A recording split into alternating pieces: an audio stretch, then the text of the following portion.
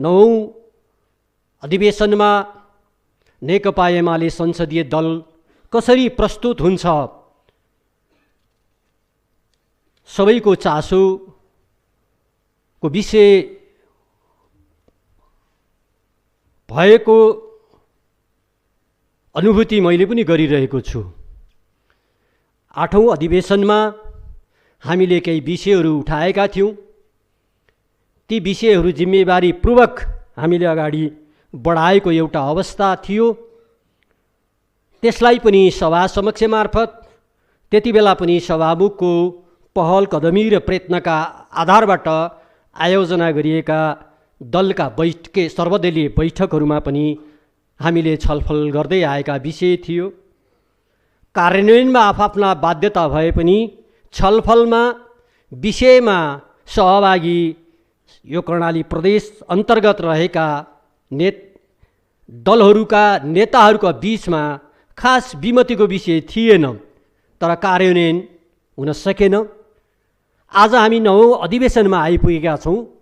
कतिपय समय र सन्दर्भले विषय त्यति बेलाका सान्दर्भिक विषयहरू आजका ती सन्दर्भ नहुन पनि सक्छन्। त्यति बेला जुन विषय हामीले उठाइरहेका थियौँ त्यही विषय सान्दर्भिक थिए, उत्तिकै महत्त्वपूर्ण कुरा थियो। तर आज 9औं अधिवेशनसम्म आइपुग्दा विषयका हिसाबले, समयका हिसाबले ती कतिपय विषयहरू समयले नै असान्दर्भिक बनाइदियो। त्यसकारणले हामी पुरानै विषय समाएर नेकपा एमाले संसदमा प्रवेश गर्ने कुरा कसैले सोचिरहनु भएको छ भने हामी त्यो दिशामा छैनौँ। हामी फेरि नयाँ सिराबाट अगाडि बढ्ने कुरा म तपाईहरुका बीचमा राख्न चाहन्छु। नम्बर 2, हामीले त्यति बेला पनि आफ्ना मागहरू राख्दा राख्दै त्यति बेलाका संवैधानिक बाध्यताको पनि निकास दिँदै आफ्ना कुरा अगाडि बढाउँदै आएका थियौँ। आफ्ना कुरा दृढतापूर्वक राखेका थियौँ।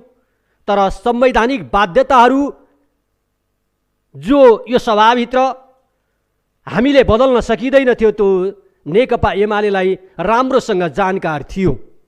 चाहे त्यो नीति कार्यक्रम ल्याउने सन्दर्भमा होस्, चाहे त्यो बजेट प्रस्तुत गर्ने सन्दर्भमा होस्, हामीले त्यति बेला पनि आफ्ना कार्यक्रमहरू रहँदै पनि हामीले त्यो संवैधानिक बाध्यता अनुसार एउटा जिम्मेवार प्रतिपक्षका नाताले आफैले निकास खोलेर, आफैले समाधानको बाटो खोलेर सदनका काम कारबाहीहरूलाई अगाडि बढाउने हाम्रा तर्फबाट अधिकतम प्रयत्न गरिएको कुरा कमसेकम बाहिर रहनुभएकाहरूले नथाहा पाए पनि यो सभामा सदस्यका नाताले सहभागी रहनुभएका सबै मान्य सदस्यहरू त्यसका साक्षात्कार पात्रहरू हुँदै हुनुहुन्छ। यद्यपि बाहिर नेकपा एमालेले संसद चल्न दिएन, चलाउन दिएन जस्ता कुरा पनि भए, त्यसका धेरै पछाडि वाद प्रतिवादमा हामी लागेनौँ। हामीले फेरि पनि संवाद र छलफलमा सामेल भयौँ। त्यही क्रममा यद्यपि त्यो पुरानो विषय भयो, तर आज त्यो दृष्टान्त पेश गर्नु उपयुक्त मैले ठानेको छु। तर त्यसैलाई म फेरि मुद्दा बनाउन चाहन्न। त्यो भनेको के हो भने हाम्रा कारणले अध्यादेश आएको होइन। सरकारको पात्र बदलिएको अवस्था छ। म के बुझ्दछु त भन्दा सरकार एउटा अविच्छिन्न उत्तराधिकारी भएको कारणले गर्दा पात्र बदलिए पनि त्यसका सकारात्मक र नकारात्मक कुराको उले जवाबदेही र जिम्मेवारी लिनुपर्ने अवस्था रहन्छ नै। त्यति बेला हामीले भन्यौँ संवैधानिक व्यवस्था छ। यदि विचाराधीन विनियोजन विधेयक विचाराधीन अवस्था रहेको अवस्थामा प्रक्रिया अगाडि बढ्न सकेन भने संवैधानिक व्यवस्था अनुसार पेशकी विधेयक ल्याउने व्यवस्था थियो। त्यसैका आधारबाट मलाई लाग्छ 30 गते होला सभामुखले आयोजना गर्नुभएको सर्वदलीय बैठकमा नै हामीले भन्यौँ। त्यसमा मलाई लाग्छ हामी सहभागी सबै मान्य सदस्यहरू त्यसमा उपस्थित भएको, म यहाँ फलानु हुनुहुन्थ्यो किन भनिरहँ, हामी सबै जानकार छौँ। हामीले त्यति बेला पनि भन्यौँ समस्या समाधान गर्ने कुरामा विषयमा विमति थिएन। जे विषय नेकपा एमाले उठाइरहेको थियो तर कार्यान्वयनमा केही जटिलता थिएनै। त्यसलाई हामीले महसुस गर्न सकिने अवस्था रहन्थ्यो। तर हामीले फेरि पनि संवैधानिक सङ्कटबाट अगाडि बढ्ने कुरा खोल्नु हामीले आफ्नो दायित्व र कर्तव्य ठानेर संविधानमा व्यवस्था भए अनुसार हामीले सर्वदलीय बैठकमा प्रस्ताव राख्यौँ कि यो बाटोबाट अगाडि बढ्ने कुरा अगाडि बढ्नुहोस्, हामी सहयोग गर्न तयार छौँ। तदनुकूल ढङ्गले बिहान 8 बजे अर्को बैठकको मिति तोकियो।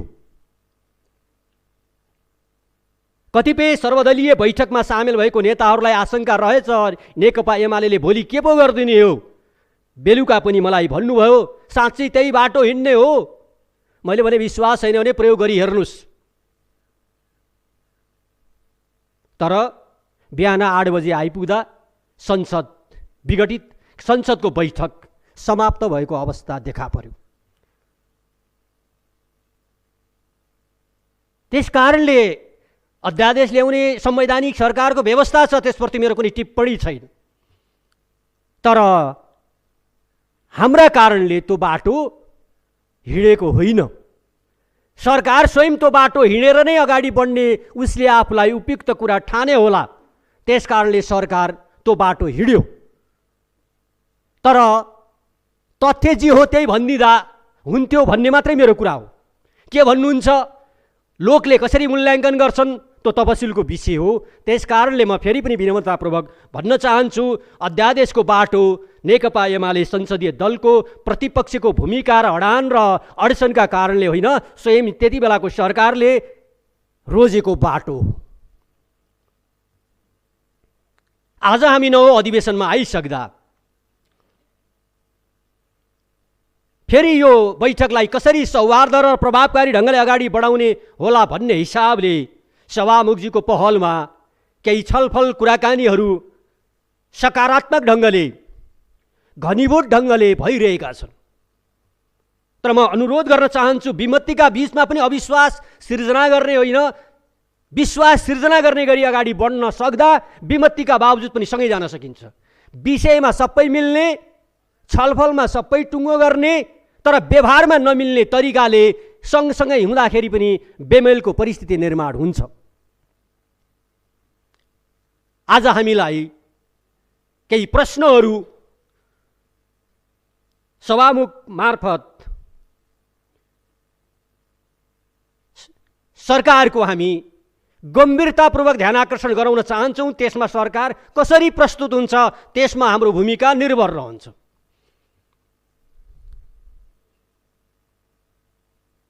अध्यादेशबाट बजेट आछ, बजेट निर्माणमा वा बजेट निर्माण भनेर शासकीय निर्माणको खोजी नेकपा एमाले खोजिरहेको छैन। यस्तो अवस्थामा संवैधानिक बाध्यताका कारणले 6 महिनाभन्दा बढी समय बिताउन नपाउने भएका कारणले गर्दाखेरि हाम्रो नवौं अधिवेशन भइरहेको एउटा अवस्थामा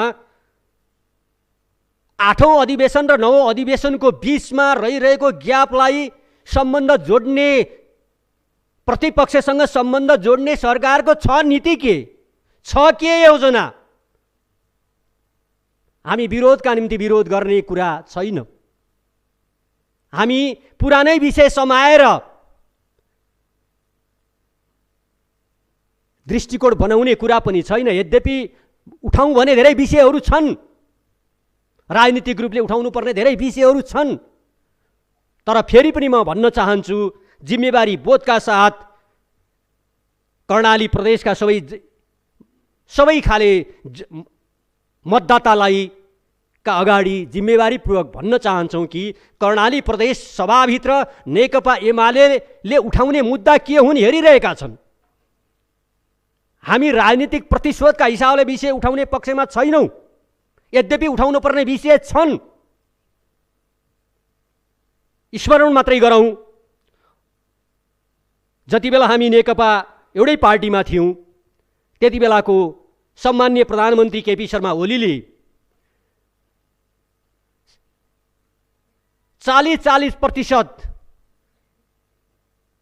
कुनै एउटा ठाउँमा व्यवस्था हुँदा पार्टीको अर्को व्यवस्था गर्न पाइने कुरा ल्याउँदा आकाशै खस्ने गरी नेकपा भित्र र बाहिर छलफल भयो। जनमतलाई बुझेर केपी त्यति बेलाको तत्कालीन प्रधानमन्त्री फिर्ता हुनुभयो, अध्यादेश फिर्ता भयो।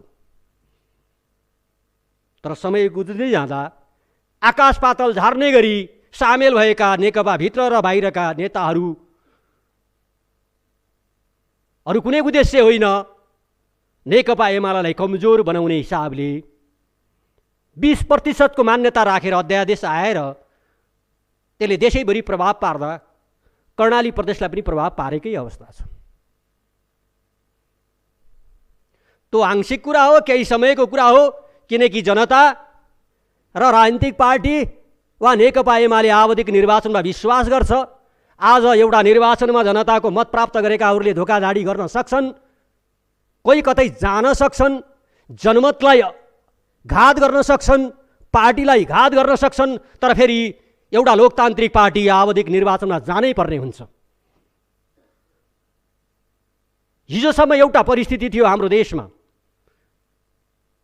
स्थानीय तहका समयावधि सकिँदै थियो, त्यसको निर्वाचन गर्ने कुरामा दुविधायुक्त थियो। सरकारमा सामेल रहेका गठबन्धन पार्टीवालाहरू सचेतनतापूर्वक त्यसलाई पर धकेल्ने प्रयत्न गरिएकै अवस्था थियो। जनमतको ताकत यस्तो हुँदो रहेछ कि जनमतलाई स्वीकार गर्नुपर्ने एउटा परिस्थिति आउँदो रहेछ। हिजोदेखि एउटा समयमा अब आवधिक निर्वाचन हुने वातावरण बन्छ कि भन्ने परिस्थिति निर्माण भएको छ।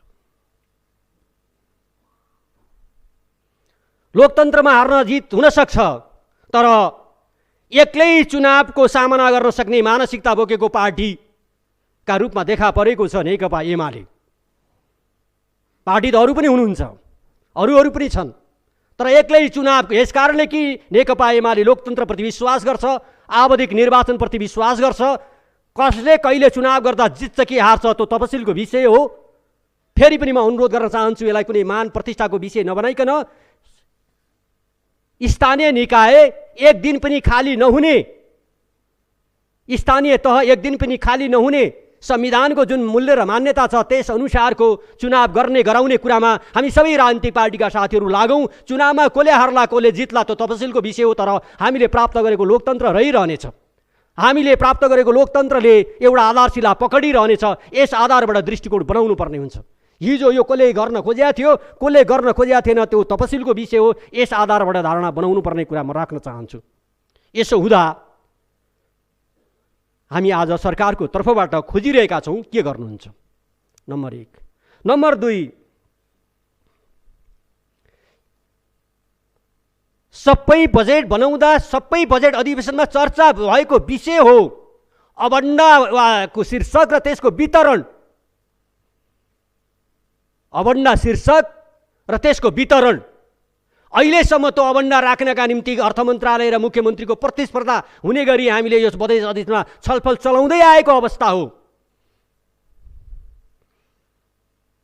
तर यसको वितरण यस्तो भयो।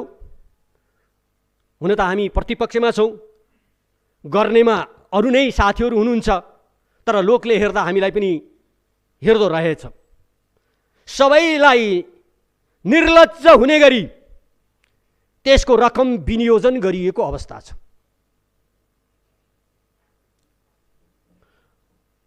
यसप्रति सरकारको धारणा हो के? म भन्न चाहन्छु सरकारलाई, हाम्रो तर्फबाट यदि सुशासनको कुरा हो, यदि अनियमितताको कुरा हो, यदि कर्णाली विकास खाने होइन विकास गर्ने कुरा हो भने योजनामा माग होइन मोडेलमा म सुझाव दिन चाहन्छु। योजना राखिदिनुहोस् होइन मेरो कुरा। प्रदेश सरकार हो यो, यसले सञ्चालन गर्ने योजनाको न्यूनतम सीमा तोक्ने, त्यो भन्दा तल रहेका सम्पूर्ण योजना सरकार खारेज गर्न तयार छ भने हामी सहयोग गर्न तयार छौँ। होइन प्रदेश सरकार त हो यो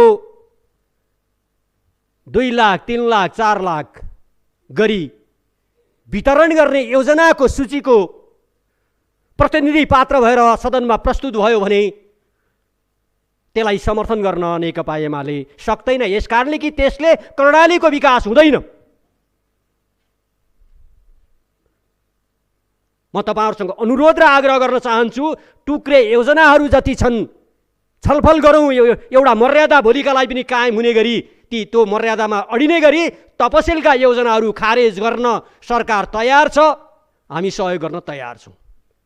रकम आफै बाँड्नुहोस् फेरि, ठिक छ, तर रकम आफै बाँड्न पाइन्छ भन्ने कुराका आधारबाट प्रदेशभरि करिब त्यो सङ्ख्या 3000 4000 को सङ्ख्यामा छ भन्ने छ। हामी 4 वर्ष हुँदाहुँदै पनि एउटा माननीय सदस्य सम्बन्धित मन्त्रालयमा गयो भने एउटा माननीय सदस्य अरूजनाको के हाल होला, सजिलैसँग योजना नपाउन सकिने अवस्था,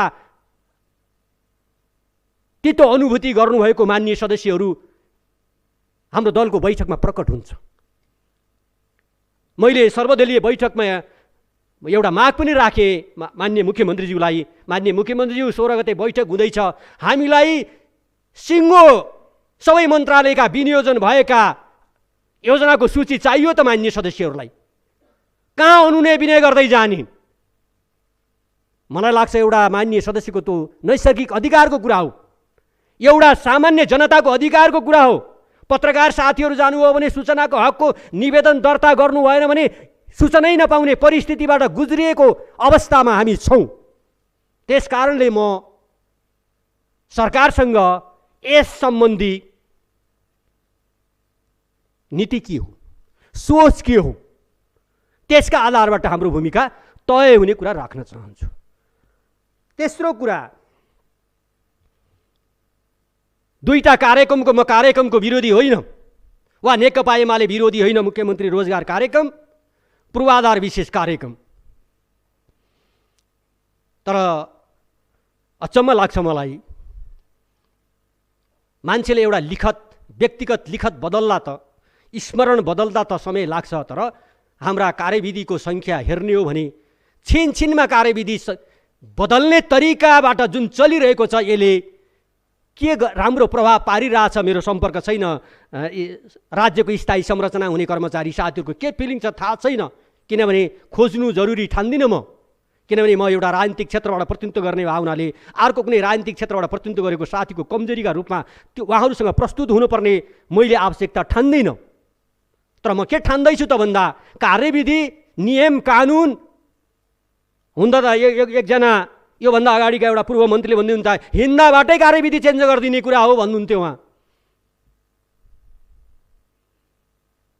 मनसाय राम्रो छ होला, हुन त डिजिटलाइज प्रदेशका रूपमा घोषणा भएको, हाइटेक नर्सरीका रूपमा सुपरिचित भएको, आज कहाँ छ त्यो हाइटेक, कहाँ छ त्यो डिजिटल, कहाँ छ त्यो कृषिको के, ती कुनै सन्दर्भ सामग्रीमा खोज्दा पाइएला। अनलाइन सिस्टमबाट 7 जनाका बीचमा मनसाय राम्रो होला, तर आम रूपमा त्यसले नकारात्मक प्रभाव पारेको छ। म अहिले नकारात्मक प्रभाव यस कारणले पारेछ भनेर म अहिले त्यसको नेगेटिभ बाटो धेरै चर्चा गर्न चाहन्न, किनकि म सकारात्मक कुराका आधारबाट अगाडि बढ्ने मनसायका आधारबाट प्रस्तुत हुनुपर्छ भन्ने छ। यति मात्रै भन्न चाहन्छु, ती दुईटा कार्यविधि सकारात्मक प्रभाव पार्ने छैन। पूर्वाधार विकास कार्यक्रम मूलतः त मान्यसँग आलोचितका बावजुद जोडिएको कार्यक्रम हो, तर त्यो कार्यविधिले यस्तो देखाउँछ, मुख्यमन्त्री एउटा ठाउँको प्रतिनिधि मात्रै होइन, धेरै ठाउँको मानिएको व्यवस्था हुने गरी कार्यविधि छ।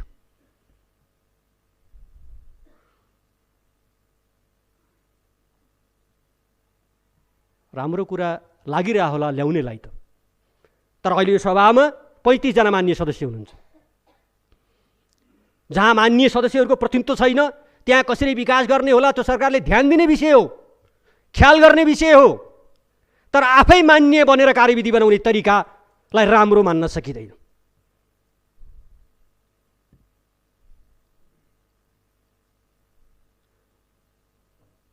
उस्तै पर्यो भने समस्याका बावजुद कार्यविधि विगतमा पनि संशोधन भएको थियो, मिल्लान भन्दा त्यो कार्यविधिले प्रत्यक्ष र समानुपातिकका बीचमा झगडा पार्ने कार्यविधिका रूपमा प्रस्तुत भएको छ। त्यहाँ झगडा गर्दै गर, म कहाँ आइपुग्छ, मैले व्यवस्था गरिदिन्छु नि त भन्ने व्यवस्था वैधानिक व्यवस्था छ। अनि कसरी मान्छे मिल्छन् त? ल,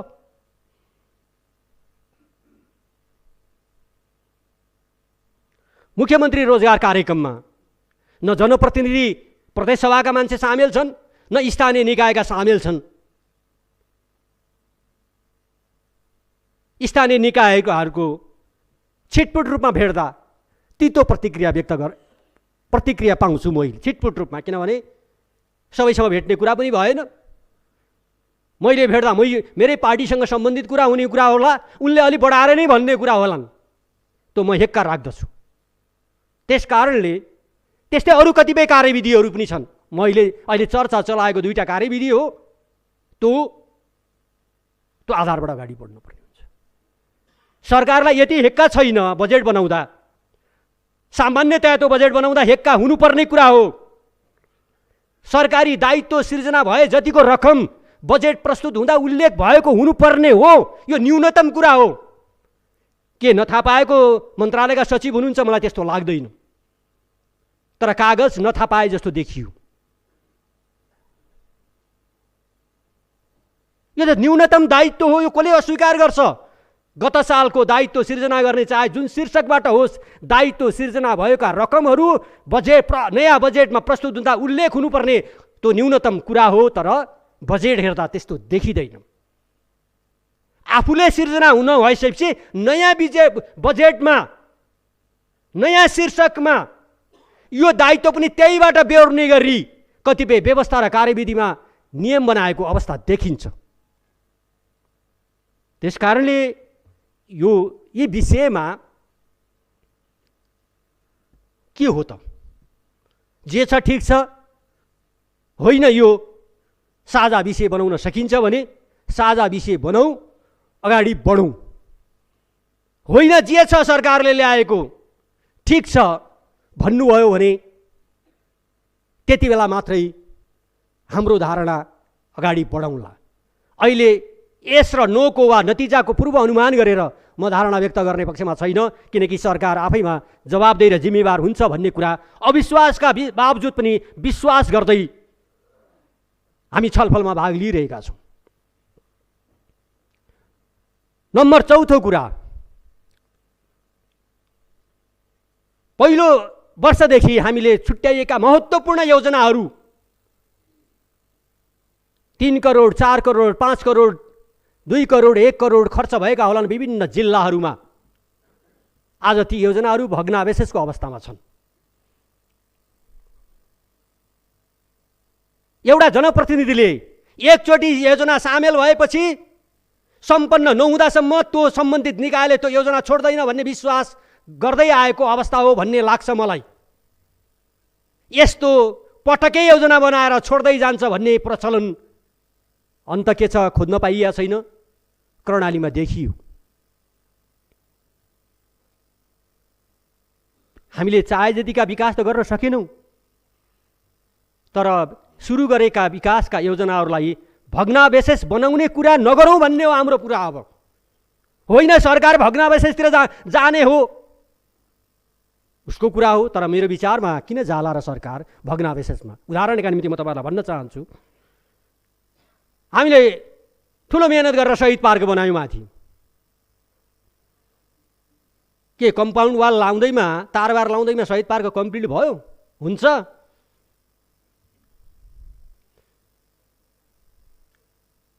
हामीले यहाँ तलतिर चौगान चौर पार्क के नबनाऊ भन्दै थियो त्यति बेला। मेरो भन्नुहुन्छ म यहीँकै प्रतिनिधि हुँ, यो नगरौँ, संरक्षण त गरौँ तर अहिले यतातिर नलागौँ भन्दै तारबार त हेरिएको छ, तर अब त्यहाँभित्रको कुनै बजेट छ त भन्दा छैन त। बहुप्रचारित गरियो त्यति बेला कतिपय स्थानीय भावना विपरीत चक्रपथका बारेमा। आज बजेट चक्रपथको सम्बोधन गर्छ त भन्दा छैन त। मूलपानी भुरीगाउँ तेलपानी सडक अहिले पनि जानुभयो भने हाइवेदेखि मूलपानीबाट तल भुरेली भन्ने ठाउँसम्म आकर्षक एउटा पिच सडक बनाएको छ, केही सय मिटर। त्यो रानीघाटसम्म पुर्याउन सक्दा अर्को देवघाट बनाउन सक्ने भूबनौटको अवस्था छ। फेरि पुलमा 7-8 वर्षदेखि विवादित हुनाले पुल विचाराधीन अवस्था छ। केही करोड राखेर कटिङ कार्ने काम गर्यो। हाम्रो प्राविधिकको पनि ठेकदारको पनि स्ट्रक्चरको कामभन्दा पहिला कटिङको काम गर्न मन पराउँदा रहेछन्, किनकि विकास नै रोजगार हुँदो रहेछ। एक साल खन्यो, अर्को साल बगाउँछ, अर्को साल खन्यो, अर्को साल बगाउँछ। तपाईँलाई अचम्म लाग्ला। यो सदरको अब राजधानी हो, प्रमुख प्रतिपक्ष दलको नेता हुँदा मलाई पनि उछिनेर अहिलेका माननीय मुख्यमन्त्रीज्यूले वीरेन्द्रनगर त बनाउनु पर्यो नि, त्यो एप्रिसिएट कुरा थियो उहाँको कुरा। फेरि कुनै अन्यथा मलाई उछिन्नलाई प्रतिस्पर्धा गर्नु भयो होइन, किनभने यो राजधानी हो त। अहिले एउटा राम्रो कुरा भएको छ, यस्ता 2-3टा काम उहिल्यै गर्न सकिन्थ्यो। यद्यपि सिट सङ्ख्या घटाइयो, रङ्गशाला भन्दैछ। भोलि हामीसँग जमिन हुँदैन, ठुलो बनाउने ठाउँ हुँदैन, अहिले बनाउने बेला घटाइयो। तर पनि त्यो राम्रो काम भएको छ। देउती बजे सबै जान्नुहुन्छ, हेर्नुहोस् त देउती बजे निरैको पुल। एयरपोर्ट हामी जान्छौँ, एयरपोर्ट निरैको पुल हेर्नुहोस् त। यहाँ चोकबाट एरी चोक हामी जान्छौँ, त्यहाँनिरको पुल हेर्नुहोस् त। अलि अस्तिसम्म प्रदेश सरकारलाई खोजिरहेको थियो, अहिले प्रदेश सरकारलाई गिजाइरहेछ। एयरपोर्ट चलाउने बहुप्रचलितको कुरा गरियो, यामुयु गरियो। अहिले भएकोमा चाहिँ सहज ढङ्गले अर्को एयरलाइन्सलाई दिँदा भाडा घट्दो रहेछ भन्ने कुरा त पुष्टि भइसकेको एउटा अवस्था छ। गुण एयरलाइन्सले सञ्चालन गरेको अवस्था छ। श्री एयरलाइन्सले इजाजत नपाएर चाहिँ हङ्गामा मचाएको मिडियाकर्मी साथीहरूले लेखिरहनु भएको एउटा अवस्था छ।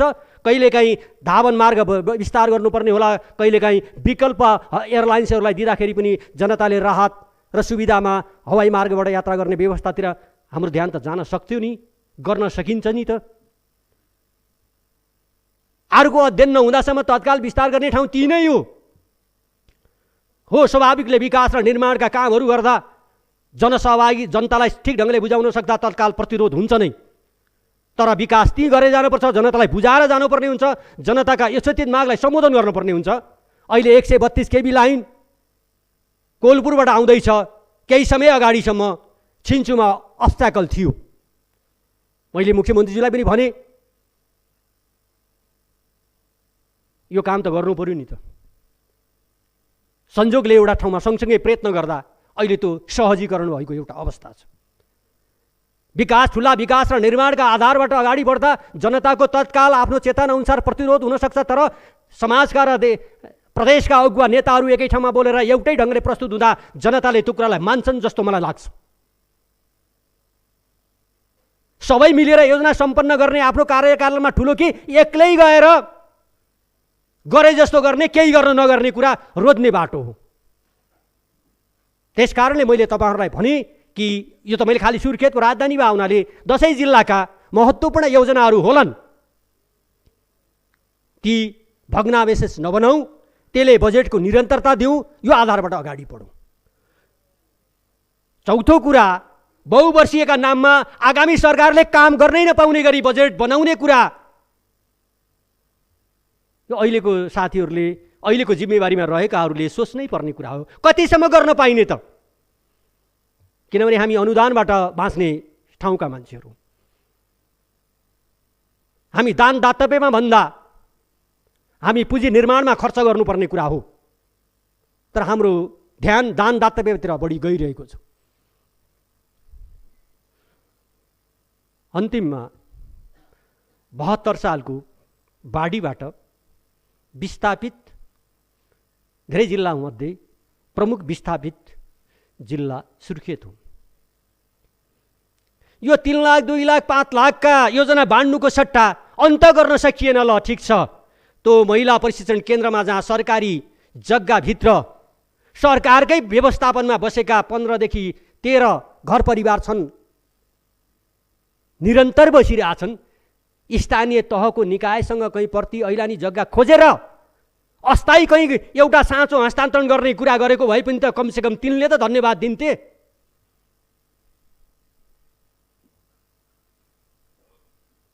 अहिले म त गिरिघाटको कुरा नगरौँ, त्यो पनि महत्त्वपूर्ण समस्या छ। फेरि नसम्झने कुरा होइन, तर एउटा सरकारी जग्गाभित्र सरकारी व्यवस्थापनमा 72 सालमा बसेका 15-16 जना मान्छे बाढी पीडितहरू अहिले पनि त्यही पालमुनि बस्ने अवस्था छ।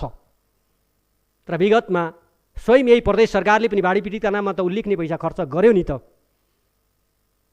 सुर्खेतको बाढी पीडित समस्या समाधान गर्न जुम्लाका मान्छे समितिमा बसेर काम त गर्यो त।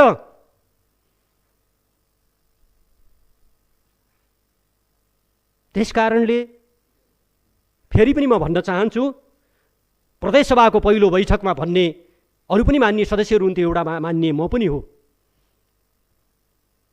हामी आकारले, संवैधानिक व्यवस्थाले, दलीय संरचनाले हामी विभिन्न पार्टीबाट आएका मान्य सदस्यहरू हुँदाहुँदै पनि हामी कर्णाली प्रदेशलाई समयको छुट छैन। अरूले गर्ने समयभन्दा छोटो समयमा हामीले काम गर्नुपर्ने छ। त्यसकारणले दलीय आशंकाबाट भन्दा पनि मुद्दाका आधारबाट अगाडि बढौँ। त्यति बेला भनियो हाम्रो प्रतिद्वन्दिता पार्टीको बीचमा होइन, हाम्रो प्रतिद्वन्दिता हाम्रो कर्णाली प्रदेशको गरिबी वा सबै सूचाङ्कको जुन न्यूनीकरणको अवस्था छ त्यसका विरुद्ध हामी एकताबद्ध भएर अगाडि बढ्नुपर्ने कुरा नै हो। आज पनि मान्य सदस्यले भनेको मैले सुनिरहेको छु, तर म अनुरोध गर्न चाहन्छु, आज 4 वर्ष बित्न लागिरहेछ। यो कुरा सरकारले ल्याउने नीति र कार्यक्रममा प्रकट भएन, मूर्त रूपले जान्छ। नीतिमा भागभण्डामा, नीतिमा दान दत्तव्यमा, अनि भाषणमा हाम्रो साझा उद्देश्य गरिबी हो, अशिक्षा हो, विकटता हो भन्ने कुरा अरूले त परै जाओस्, स्वयं अब कर्णालीका हाम्रा मतदाता, तपाईँ हाम्रा मतदाताले पनि अब हामीलाई कसरी विश्वास गर्ने? के आज सरकारले वितरण गरेको 2 लाख 3 लाखले यो हाम्रो गरिबीको गन्तव्यलाई छुने गरी काम गरिरहेछ? छैन। भने केले अग्रसरता बनाइरहेछ त्यो 2 लाख 3 लाख बाँड्नका लागि? के प्रतिपक्षका कारणले बाँड्या हो? के हाम्रो दबावले बाँड्या हो? कि सम्बन्धित साथीहरूको क्षमताले बाँडेको हो? प्रतिष्ठाको विषय नबनाइकन छलफल गरौँ। प्रतिष्ठाको विषय नबनाऊ, किनभने अझै सकारात्मक सन्देश दिन बाँकी छ।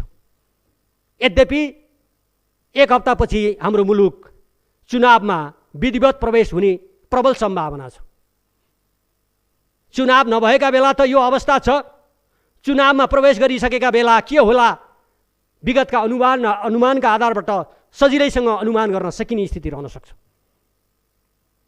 त्यसकारणले म सभामुख मार्फत म भन्न चाहन्छु, हाम्रा सर्वदलीय बैठकमा पनि प्रश्न सरकारको पक्षधर, गठबन्धनका पक्षधर नेताहरूले क्वेसन उठाइरहनु भएको छ, प्रश्न उठाइरहनु भएको छ।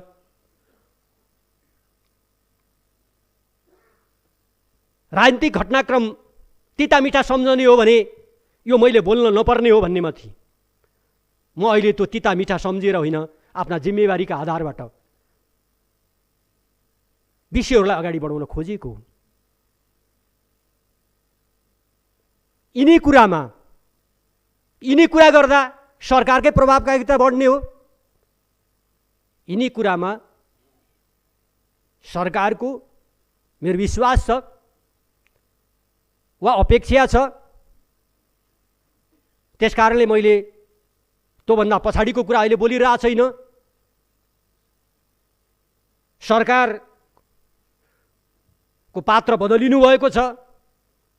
स्वयं उहाँले नै भन्नुभएको छ यो हिजैको निरन्तरता त हो। अब त्यो 3 लाखको निरन्तरताको प्रतिनिधि पात्र भएर सरकार प्रस्तुत हुने भयो भने सहयोग गर्न बडो गाह्रो छ। त्यो सुशासनको कुरा देखाउने कुरा मात्रै हो। त्यो कर्णाली विकास गर्ने होइन कि कर्णालीमा विकास खाने भन्ने मानसिकतालाई बढुवा दिने कुरा हो। अहिले पनि कर्णालीको कतिपय बुढापाकाहरूलाई भेज्यो भने यो वर्ष विकास खानै पाइएन भन्नुहुन्छ। हामी कहाँ कर्णाली विकास गर्ने होइन, विकास खाने भन्ने प्रवृत्ति छ। हामी सबैको चेतनाले, कुनै एउटा पार्टीको चेतना हो भनेको छैन मैले, यो कर्णालीको साझा चेतना हो। यसलाई हामीले बदल्नु पर्नेछ। जबसम्म यो बदल्न सक्दैनौँ तबसम्म योजना तर्जुमा गर्ने साथीहरूलाई खाने गरी नै मान्छेले माग्छन्, खाने गरी नै। यस आधारबाट यिनी विषयप्रति सरकारको धारणा सदन समक्ष जसरी प्रस्तुत हुन्छ त्यस अनुसार नेकपा एमाले त्यही अनुसार सदन समक्ष जिम्मेवारीपूर्वक सबै कर्णालीका मतदातालाई सम्झिएर आफ्ना नीति विचार सार्वजनिक गर्ने कुरा म राख्न चाहन्छु। फेरि पनि म भन्न चाहन्छु, नयाँ सन्दर्भमा नयाँ विषयका आधारबाट जुन विषयले सकारात्मक सन्देश दिने गरी बाँकी समय हामीले केही गर्ने कुरा गर्नका निम्ति हाम्रो दल नेकपा एमाले तयार छ। यिनै कुरा सभामुख मार्फत सरकारको गम्भीरतापूर्वक ध्यानाकर्षण गर्दै सरकारको ठोस, प्रभावकारी र सुधारात्मक जवाबको अपेक्षासहित आफ्ना भनाइहरू यही टुङ्ग्याउँछु। धन्यवाद।